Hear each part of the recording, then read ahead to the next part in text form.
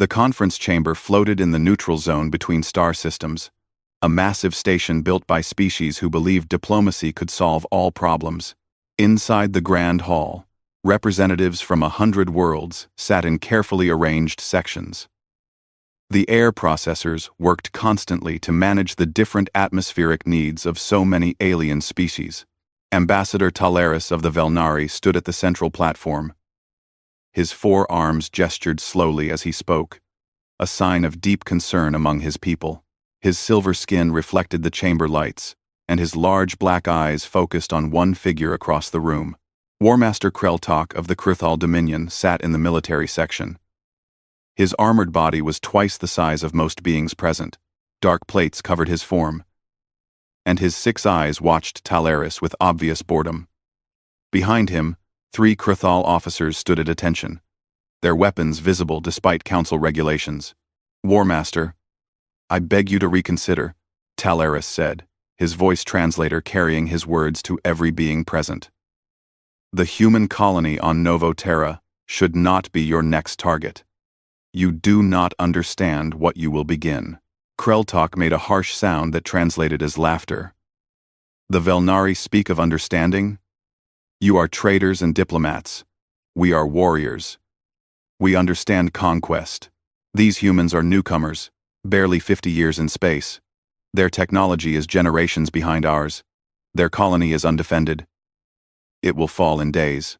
"That is not the point," Talaris insisted. He activated a holographic display. Images appeared in the air between them, showing a blue and green planet. "This is Earth, the human homeworld. We have studied them carefully since first contact. They are not like other species, Warmaster." "All prey species claim to be special," Kreltok replied. His officers made sounds of agreement. Talaris continued, his voice growing more urgent. "Please, examine their history. Look at what they do to each other when provoked." The hologram changed, showing images from human historical records. Cities in ruins, vast armies clashing, weapons of terrible power. Number 4. They call these world wars. Warmaster. They fought 2 major conflicts that killed millions of their own kind.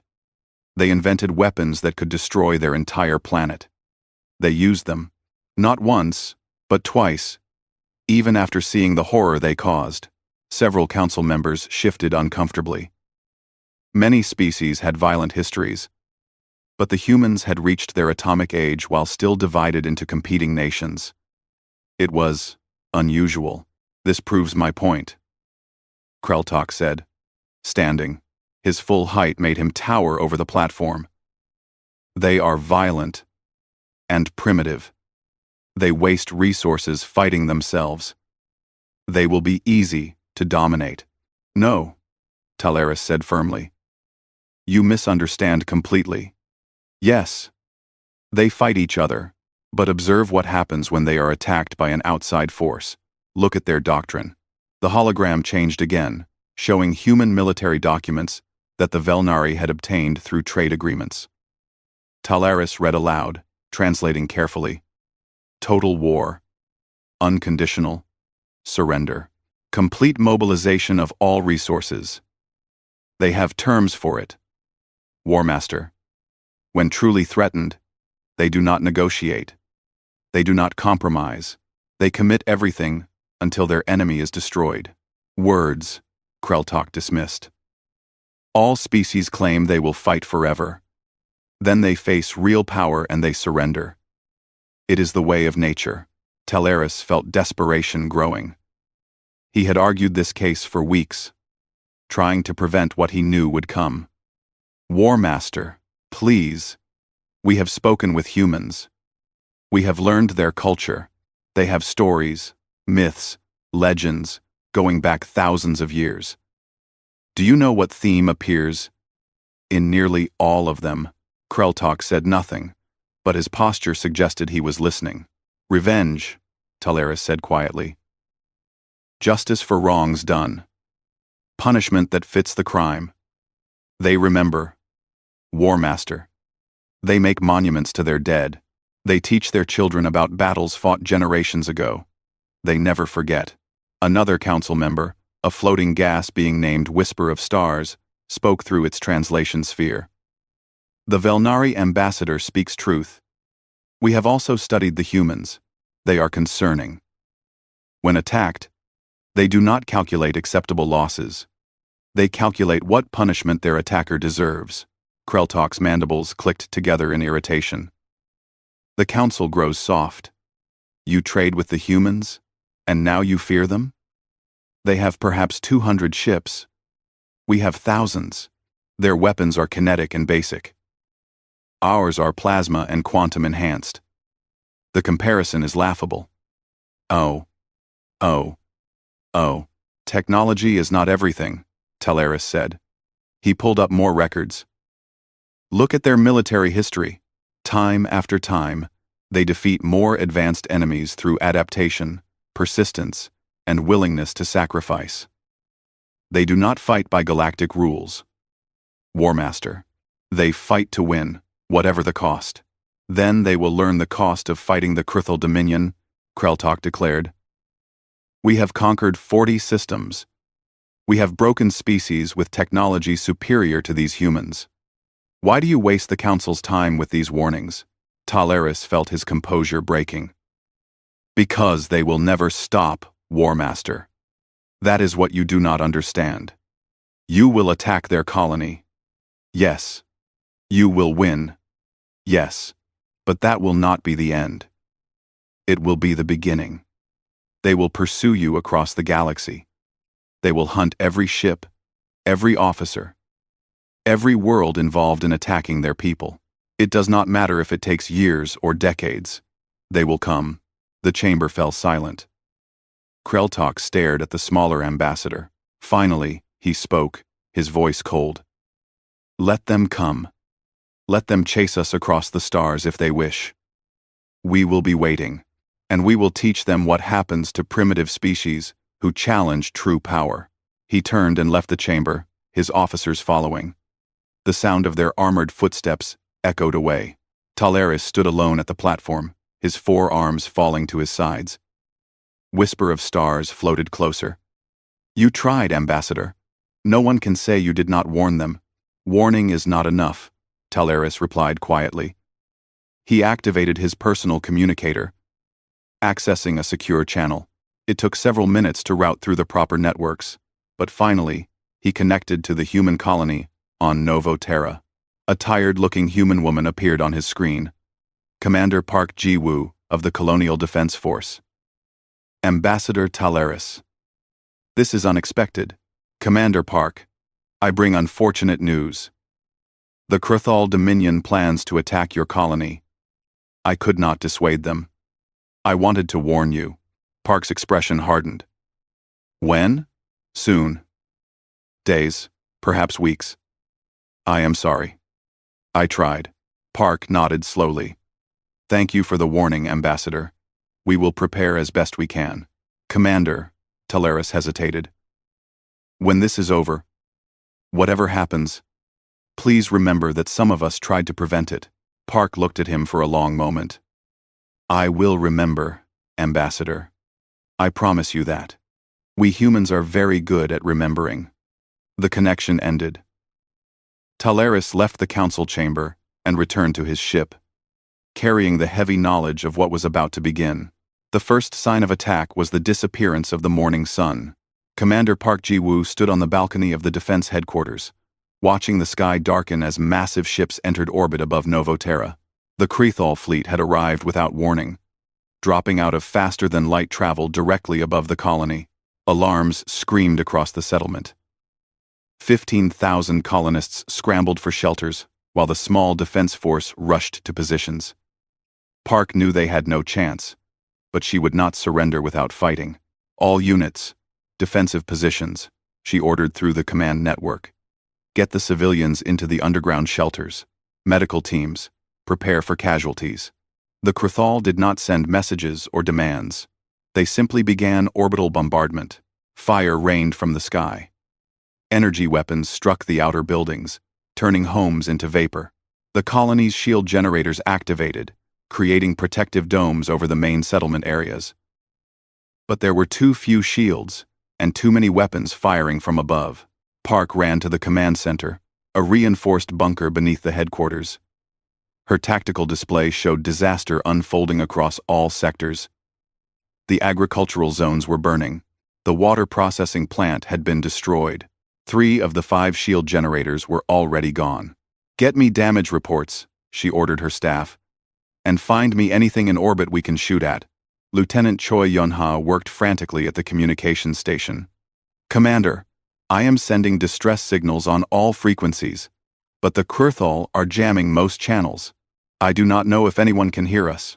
"Keep trying," Park said. She studied the tactical display, calculating impossible odds. The colony had 12 defensive turrets, meant to deter pirates, not military fleets. The Kurthal had brought 40 warships. The bunker shook as another bombardment wave hit. Dust fell from the ceiling. On the display, another shield generator went offline.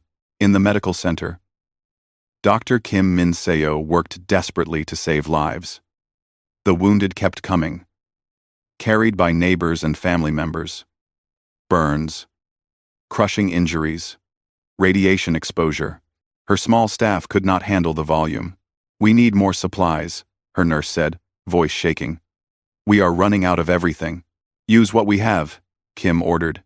"Save who you can." A young girl was brought in, maybe 8 years old, her leg crushed by falling debris. Kim worked quickly, stabilizing her, pushing down the fear and anger. This child had done nothing to deserve this. None of them had. The building shook again. The lights flickered. Through the windows, Kim could see the sky burning red. On the surface, the Kurthal landing ships descended. They came in fast, armored transports carrying hundreds of soldiers. Park watched them land, knowing her defensive positions could not hold. "All units, focus fire on landing zones 4 and 7, she commanded. "Make them pay for every meter." The Colonial Defense Force was not a real military. They were volunteers, settlers who had trained for emergencies. They faced the Kurthal with hunting rifles, industrial equipment modified into weapons, and courage that technology could not match. The battle was brief and brutal. Kurthal soldiers in powered armor advanced through the streets, their weapons cutting through defensive positions. The humans fought from buildings, from tunnels, from anywhere they could take cover. They killed some Kurthal, enough to slow the advance, but not enough to stop it. Park received reports of positions falling, of units being overrun. She made the hardest decision of her life. All units, fall back to the civilian shelters. We protect the evacuations now. In the shelter beneath the main plaza, families huddled together. Parents held children. The elderly comforted the young. Above them, the battle continued. Lieutenant Choi burst into the command center. "Commander! I got a message through. Earth received our distress call. They are sending help, but it will take weeks for any ships to arrive." "We do not have weeks," Park said quietly. She looked at her remaining officers. "How many soldiers do we have left?" 200, maybe less, and running low on ammunition. The Kurthal broke through the final defensive line at sunset. Their soldiers surrounded the command center, the medical facility, and the shelter entrances. A Kurthal officer, his armor decorated with rank symbols, broadcast a message in crude human language. "Humans, surrender now. We show mercy to those who submit." Park walked out of the bunker, her hands raised, her sidearm left behind. Her surviving soldiers followed her example. They emerged into a settlement transformed into a war zone. Buildings burned, bodies lay in the streets. The air smelled of smoke and death. The Kurthal officer approached her. He was massive, his armored form towering over the humans. "You are the commander?" Du manned. "I am Commander Park Ji-woo of Novo Terra Colony. You fought well for primitives. But it changes nothing. Your people will submit to the Kurthal Dominion, or you will be destroyed." "What are your terms?" Park asked, her voice steady despite the horror around her. The Krathal officer made a sound that might have been laughter. No terms. This is an example. He turned and gave orders in his own language. Krathal soldiers moved among the captured defenders, separating the military personnel from the civilians. Park realized what was happening too late. No, we surrendered. You said mercy. Mercy for those who submit. The Krathal officer replied. But examples must be clear. The executions were methodical. Every soldier who had fought, every officer who had commanded, was killed in the plaza, while the civilian survivors watched. Park was last. Before they killed her, she spoke to the civilians being forced to watch. Remember this. Remember all of us. Send word to Earth. Tell them what happened here. Tell them to make the Krathal pay for every life. The Krathal officer struck her down. The civilians screamed and wept, held back by alien soldiers. When it was over, the Krathal allowed the surviving colonists to tend their dead. 5,000 humans remained alive out of 15,000. The rest lay in mass graves or had simply vanished in the bombardment. Lieutenant Choi, wounded but alive, managed to access the damaged communication systems. With shaking hands, she compiled everything. Video footage of the attack, names of every person killed, Park's final words. She sent it on every possible channel, hoping someone would receive it. The message reached Earth 3 days later. It reached human colonies scattered across nearby systems. It reached trading partners and diplomatic contacts. And humanity heard Commander Park's final order: make them pay for every life. In the halls of Earth's government, in the military academies, in the homes of families who had lost loved ones on Novoterra, the same response emerged. Not words, but cold, absolute determination. The Krathal had made their example. Now humanity would make theirs. 6 months after the Novoterra massacre, Admiral Han Soo-jin stood on the bridge of the warship, relentless, watching the tactical display with cold calculation. Before her, a Krathal supply convoy moved through the outer rim, unaware they were being hunted. All ships, maintain stealth approach, Han ordered. Weapons hot, but do not lock targets until my command. The human fleet had changed dramatically in 6 months.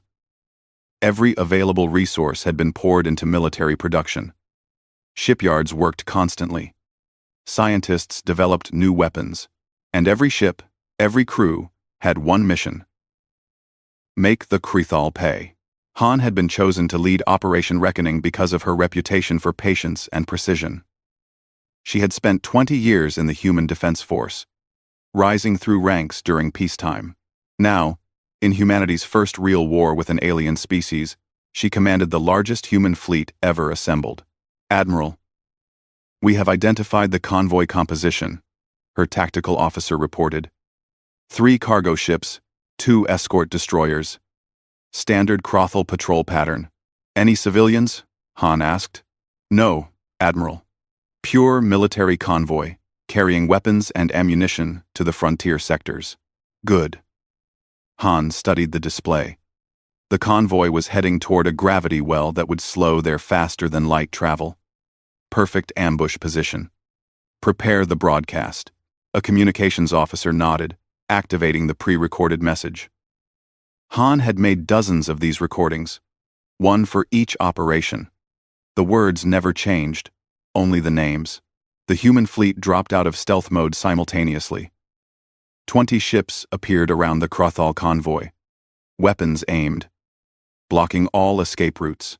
On all frequencies, Han's message played in Krathal language. This is Admiral Han Soo-jin of humanity. You carry weapons to arm those who massacred Novoterra colony. In memory of Commander Park Ji-woo, Dr. Kim Min-seo, Lieutenant Choi Yun-ha, and 15,000 innocent humans, we sentence you to death. May your gods have mercy. Because we will not. The Krathal escorts tried to fight. Their weapons were powerful, designed to penetrate heavy armor. But the humans did not fight like the Krathal expected. Instead of neat battle formations, the human ships split and attacked from multiple angles. They used missiles to overwhelm point defenses, then closed to kinetic weapon range. The battle lasted 8 minutes. When it ended, the Krthal convoy was debris floating in space. The human fleet had suffered damage to 3 ships and lost 12 crew members. They recovered the bodies and prepared for faster-than-light jump. Target destroyed, Admiral, the tactical officer reported. No survivors detected. Log it, Han ordered. Send the report to Earth and all colonies. Then find me the next target. This was the pattern humanity had adopted. Not grand fleet battles seeking glory, but systematic hunting. Every Krthal military asset became a target. Supply lines, patrol groups, isolated stations. The humans attacked relentlessly, giving no quarter, accepting no surrender. On the Galactic Council station, Ambassador Talaris watched reports of human attacks with growing concern. The Council was in emergency session, debating how to respond. The humans violate every principle of civilized warfare, a Zephan representative argued. They refuse mediation. They reject all peace talks. They pursue military targets without mercy. The Council must intervene. Talaris stood to speak. The Council warned the Krthal. We told them not to attack the humans. They ignored our warning. Now they face the consequences. But the humans will not stop, another representative protested. They have rejected 3 separate mediation attempts. They stated clearly that they will continue until the Krthal are destroyed, or until every being responsible for Novoterra is dead. That could take years. Yes, Talaris said quietly. I told the Krthal this would happen. I told them humans never forget. They did not listen. In Krthal space, Warmaster Kreltok grew increasingly frustrated. The humans were supposed to be weak, easy prey. Instead, they fought like nothing the Krthal had encountered before. They did not seek honor or glory. They simply killed efficiently and moved to the next target. How many ships have we lost? Kreltok demanded of his officers. 74, Warmaster.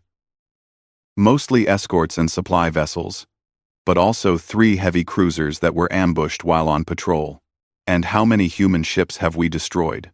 12 confirmed, Warmaster. Possibly more, but they recover their damaged vessels quickly. Kreltok slammed his fist on the tactical table. They are supposed to be primitive. How are they matching our technology? One of his senior officers, a veteran named Sekthar, spoke carefully. Warmaster, they are not matching our technology. They are adapting to it. Every battle, they learn. They study our weapons, our tactics, our weaknesses, and they change their approach. Then we adapt as well. Kreltok ordered. Pull back all patrols and supply runs. Fortify our core systems. Let them come to us, where our superior numbers will crush them. Warmaster, Sekthar hesitated. The humans have made their strategy clear. They do not seek to conquer our territory. They seek to punish those responsible for Novoterra. They can wait years if necessary. Then let them wait. Kreltok roared. We have the stronger position. They will eventually tire of the costs. All wars end in negotiation. Sekthar said nothing. But privately, he had read the reports about human history. He knew that human wars often did not end in negotiation. They ended when one side achieved complete victory. Months passed. The human attacks continued but changed in nature. Instead of hunting convoys, they began targeting infrastructure, communication relays, sensor stations, automated defense platforms. They systematically blinded Krthal early warning systems. Admiral Han coordinated these operations from a mobile command center, constantly moving to avoid Krthal retaliation. She spent her evenings reading reports from intelligence teams who had infiltrated Krthal space, gathering information on military installations and officer locations. Admiral, we have another mediation request from the Galactic Council, her communications officer reported. They are asking you to meet with Krthal representatives to discuss terms. End quote. No, Han replied without looking up from her reports. Send the standard response. The communications officer read from the template. Humanity will consider peace negotiations only after the following conditions are met. Unconditional surrender of all military personnel involved in the Novo Terra attack, full reparations for every victim, and permanent monitoring of Kurthal military capabilities. Until these conditions are met, Operation Reckoning continues. Very good. Send it, and close the channel. Han stood and walked to the observation window, looking out at the stars. Somewhere among those lights was Novo Terra, a grave world now. 15,000 people had gone there to build new lives. They had farmed and built homes and raised children. Then the Krothal came and murdered them to prove a point about power. She thought of Commander Park's final words, transmitted across space to reach Earth. Make them pay for every life. Han intended to keep that promise. Even if it took decades, even if it cost her own life, the hunt had only begun. And humanity had proven they were very, very patient. 2 years after Novo Terra, Commander Yoon Da-eun floated in the maintenance corridor of a Kurthal orbital station, her specialized suit making her invisible to the security sensors. Around her neck hung a small medallion with 15,000 names etched in microscopic text. She touched it once for luck, then continued toward her objective. The mission had taken 18 months of planning. The target was Kelvan Station, the heavily fortified command center orbiting the Kurthal fortress world. This was where War Master Kreltok coordinated the defense against human attacks. Taking it down would cripple Kurthal military operations for months. Ghost team, report positions. Yoon whispered into her comm. 5 voices responded, each from a different section of the massive station. Her team had infiltrated over the past 3 weeks, posing as maintenance workers, cargo handlers, and technicians. The Krothal had grown paranoid about human attacks, but they still needed their stations to function. That created vulnerabilities. Ghost 3 in position at primary reactor control, came the voice of Lieutenant Martinez. Ready to execute on your signal. Ghost 5, at the defensive weapons grid, reported Sergeant Park, who had volunteered for this mission after losing her entire family on Novo Terra. I can see the main control nodes. Novo. Yoon moved through the corridor until she reached a junction. According to the station blueprints they had stolen, the command center was 3 levels above. She attached a climbing cable and began ascending, moving in the low gravity with practiced efficiency. Far from the station, Admiral Han watched the operation unfold from the Relentless. Her fleet hung at the edge of the system, waiting for Yoon's signal. They had strict orders. Do not engage unless the infiltration team gave the signal or was discovered. Admiral, Kurthal defensive fleet is maintaining standard patrol patterns, her tactical officer reported. 27 capital ships, numerous smaller vessels. They have not detected our presence. Maintain position, Han ordered. Everything depends on Commander Yoon now. Inside the station, Yoon reached the command level. The security was heavier here, with Kurthal guards in full armor, patrolling the corridors. She waited, timing their movements, then slipped past when 2 guards moved to investigate a minor alert on the other side of the level. The alert was no accident. Ghost 6, their communications specialist, was creating distractions throughout the station. Nothing major enough to trigger full lockdown, just small technical glitches that pulled security forces away from key areas. Yoon entered the command center's outer room. The main operations center was beyond a heavy blast door, currently sealed. She moved to an access panel and connected her portable computer, running programs designed by humanity's best hackers. The Kurthal encryption was sophisticated, but humans had spent 2 years studying captured technology. The door clicked open. Yoon entered the command center. It was late in the station's night cycle, and only a skeleton crew was present. 4 Kurthal officers monitored displays, unaware of the humans standing behind them. She pulled out her weapon, a human-designed pistol that fired armor-piercing rounds. Ghost team, execute now. Throughout the station, her team moved simultaneously.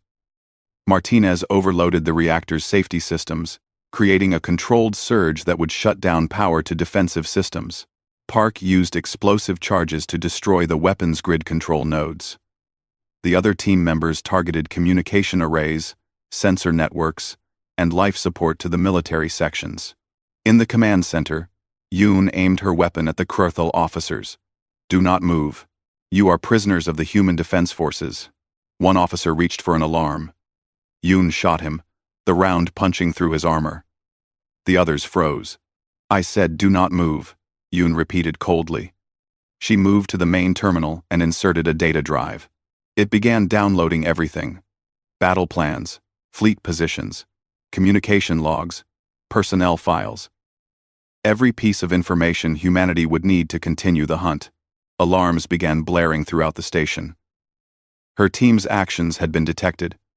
Yoon activated her comm. "Admiral Han, Ghost Leader. The package is secure. Begin operation." "Confirmed, Ghost Leader. The fleet is moving in." Outside the station, Admiral Han's fleet dropped stealth and accelerated toward Kelvan. The Krthal defensive fleet reacted immediately, moving to intercept. But their command and control systems were chaos. The station, which normally coordinated their movements, was dark and silent. The battle was not easy. The Krthal still outnumbered the human ships and fought with desperate courage. But without central coordination, their response was slower, less organized. Human ships worked in tight units, covering each other, focusing fire to overwhelm individual targets. On the station, Yoon and her team fought their way to the extraction point. Krthal soldiers poured into the corridors, hunting the saboteurs. Ghost 4 died covering their retreat, his last words a curse at the Krthal and a prayer for Novoterra's dead. They reached the docking bay where a stolen Krthal shuttle waited. Yoon was last aboard, providing covering fire as her team scrambled into the craft. A Krthal round struck her shoulder, spinning her around, but she kept firing until everyone was inside. The shuttle launched, dodging defensive fire from the damaged station.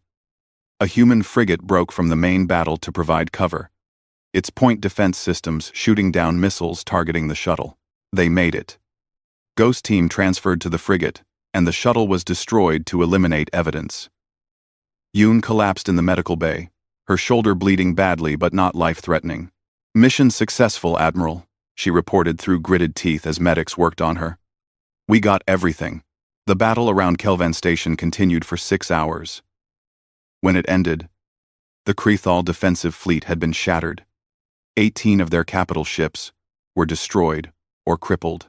The station itself was a wreck, its military sections exposed to space, its command capabilities eliminated. Admiral Han sat in her command chair, reviewing casualty reports. 23 human ships had been damaged. 4 were destroyed. 573 crew members dead. She read every name, as she always did, adding them to the list of those who had died to avenge Novoterra. The Galactic Council responded with shock and condemnation. Ambassador Talaris of the Velnari faced angry representatives demanding intervention against humanity's aggression. "The humans have struck at a fortress world," a council member protested. "This goes beyond retaliation.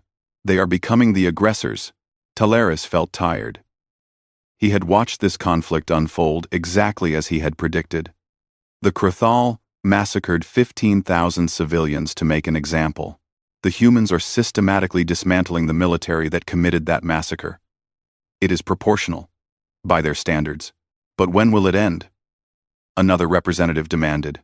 "When the humans decide it ends," Talaris replied.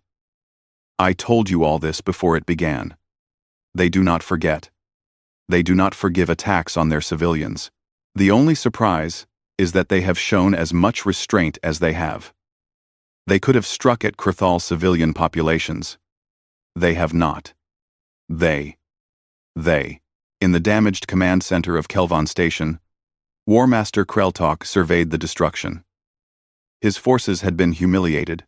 Humans had infiltrated his most secure installation, stolen critical intelligence, and destroyed his defensive fleet. For the first time, he felt something he had not experienced in decades of warfare. Fear. An officer approached carefully. War Master, we are receiving a transmission from the humans. Admiral Han wishes to speak with you directly. Kreltok wanted to refuse, but he needed to understand his enemy. Admiral Han's face appeared on the display. She looked tired, worn by years of warfare, but her eyes were hard and merciless. War Master Kreltok, I am offering you one opportunity to end this. Surrender yourself and all personnel involved in the Novo Terra massacre. Submit to human justice. Accept monitoring of your military. Pay reparations to the survivors. Do this, and the killing stops. Kreltok's mandibles clicked in anger. You demand we surrender? We are the Krithal Dominion. We have conquered 40 worlds. We will never submit to primitive humans. Han's expression did not change. Then you will die. Every officer, every ship, every world that supported the attack on Novo Terra. We will hunt you all. It may take years, it may take decades, but we will never stop. This is the only warning you will receive. The transmission ended. Kreltok stood in the ruined command center, realizing for the first time that the Velnari ambassador had been right. The humans would never stop. They would pursue revenge across the galaxy, paying any price, accepting any sacrifice. He had awakened something that should have been left alone. The final battle began at dawn over Krithal Prime, the homeworld of the Dominion. War Master Kreltok had assembled every remaining ship, calling back forces from across Krithal space. 300 warships formed defensive formations around the planet, the largest military force the Krithal had ever gathered in one place. On the bridge of the Relentless, Admiral Han studied the tactical display with calm focus. The human fleet numbered only 140 ships, but they were veterans now. 3 years of constant warfare had taught them how to fight, how to survive, and how to kill efficiently. Admiral, we are receiving surrender offers from several Krithal ships, her communications officer reported. They are asking for mercy, offering to defect. Han considered this. Tell them to withdraw from the battle space immediately and transmit their complete crew manifests. We will verify none of them participated in the Novo Terra attack. If they are clean, they may leave. If not, they share the same fate as the rest. The officer transmitted the message. 6 Krithal ships broke formation and jumped away, choosing survival over loyalty to Kreltok. The War Master's remaining fleet tightened ranks, preparing for the human assault. All ships, this is Admiral Han, she broadcast to the human fleet. We did not come here for conquest or glory. We came for justice. Every person on Novo Terra deserves this day. Fight with honor, but fight without mercy for those who showed none. The fleet moved forward in coordinated groups. The humans had learned that Krithal weapons were powerful, but slow to retarget. They used speed and maneuverability, striking from multiple angles, forcing the Krithal to split their fire. The space around Krithal Prime became a storm of weapons fire and dying ships. Human vessels took terrible damage but pressed forward. The crew of the destroyer Justice died when their ship was cut in half by Krithal plasma cannons. But not before they crashed their wreck into a Krithal battleship, destroying both vessels. On Krithal Prime's surface, civilians watched the battle through telescopes and sensors. Some cheered for their military. Others, having read the reports of what had happened on Novo Terra, felt shame and fear. A few even hoped the humans would win, believing that their own leadership had brought this disaster. In orbit, Commander Yoon led a squadron of fast attack ships. Her shoulder had healed, but she wore the scar proudly, a reminder of the Kelvan mission. Her squadron punched through the Krithal defensive line and targeted the military command stations orbiting the planet. Ghost Squadron, arm all weapons, she ordered. These stations coordinated the Novo Terra attack. They die today. Krithal fighters swarmed to intercept, but human point defense systems cut them down. Yoon's squadron launched missiles, dozens of them, overwhelming the station's defenses. Explosions bloomed in orbit as command centers died. On his flagship, Kreltok watched his fleet crumbling. The humans fought with a ferocity that defied their technological limitations. Where Krethal ships fought for honor and glory, the humans fought for something more powerful: revenge for their murdered families. "War Master, our defensive formations are collapsing," his tactical officer reported. "We have lost 80 ships. The humans are breaking through toward your position." Kreltok made a decision. "Evacuate the flagship. All crew to escape pods." "War Master, you as well?" "No. I will face the humans. It is the honorable choice." His crew abandoned ship, pods launching toward the planet's surface. Kreltok remained on the bridge alone, watching as human ships surrounded his vessel. Admiral Han's face appeared on his view screen. "War Master Kreltok, your fleet is defeated. Your command structure is destroyed. Surrender now." "To be executed by human justice?" Kreltok asked bitterly. "I know what you do. To those responsible for your colony. You killed 15,000 civilians," Han said coldly. "Did you expect forgiveness? I expected you to fight as civilized species fight. With rules, with mercy, with negotiations. Instead, you fought like savages." Han's expression hardened. "You attacked civilians to terrorize us into submission. You miscalculated badly. We do not terrorize easily, and when you murder our people, we become exactly what you feared: relentless, merciless, and unstoppable." "Then kill me and be done with it," Kreltok said. "But know that you have destroyed the possibility of peace between our species."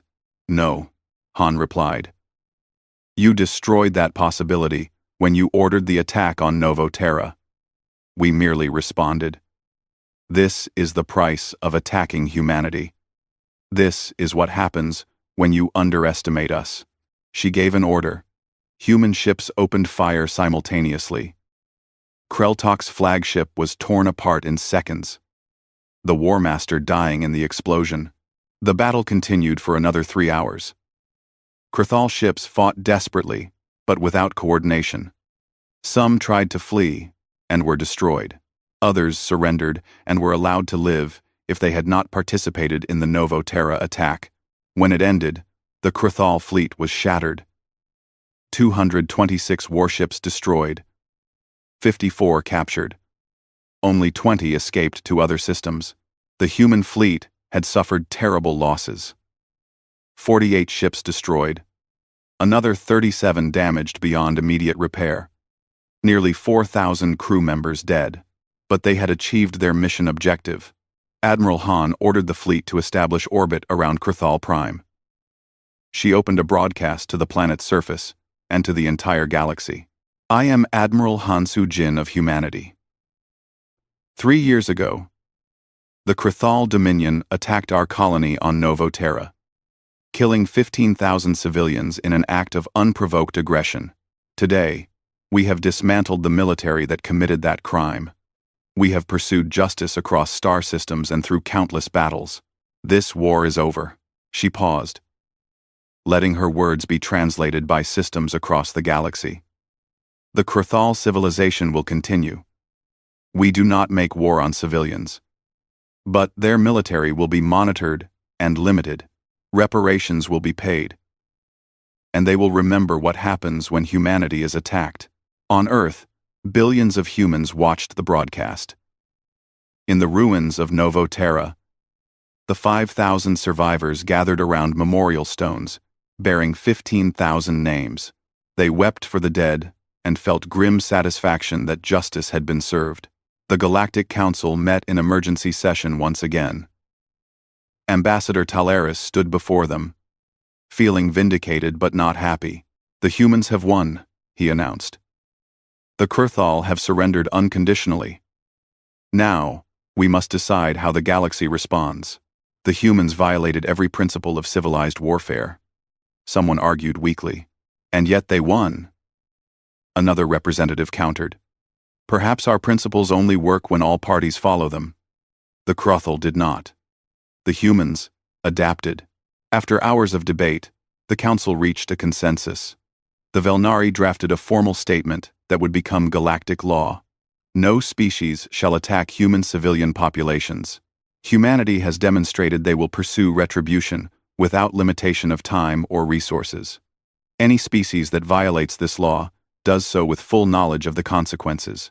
On the relentless, Admiral Han stood before the memorial wall in her quarters. It held photographs of every human who had died in the war. She touched the image of Commander Park Ji-woo, the woman who had made the final stand on Novo Terra. "We kept our promise," Han said quietly. "Every life has been paid for. You can rest now." A message appeared on her personal terminal. It was from Commander Yoon, who had returned to the Novo Terra system with a small fleet. They had begun rebuilding the colony, clearing the ruins, and preparing for new settlers who wanted to honor the dead by continuing their dream. Han read the message. "The memorial is complete, Admiral. 15,000 names carved in stone that will last forever. We remember them all. Thank you for leading us to justice." Han sent a brief reply. "Thank you for following me to the end." She filed her final report to Earth Command, recommending the fleet be reduced now that the war was over. Humanity could return to exploration and building, leaving warfare behind. But the galaxy had learned an important lesson. The peaceful traders, the curious explorers, the humans who seemed so similar to other civilized species, had within them something ancient and dangerous. When provoked, when their families were threatened, they became hunters, without mercy. New species entering galactic space received briefings about established civilizations. When they reached the section about humanity, they found a simple warning highlighted in bold text: "Do not attack the humans. Do not threaten their civilians. Do not test their patience. They have proven they will pursue justice across generations and light years. They will never stop. They will never forget. You will never escape their wrath." On Resent. 1. And in the ruins of the Kurthal Military Academy, now occupied by human peacekeepers, one final change was made. The hall that had celebrated conquest was converted into a museum of warfare. At its center, a simple plaque with 15,000 names. Beneath the names, one sentence in both human and Kurthal language: "Remember Novo Terra. Remember the price of attacking those who will never surrender." The galaxy remembered. And humanity, having proven their point, returned to the work of building rather than destroying. But they kept their fleets ready, their weapons maintained, and their promise clear. Attack our people, and we will show you what humanity truly means. Retry Claude can make mistakes. Please double-check responses.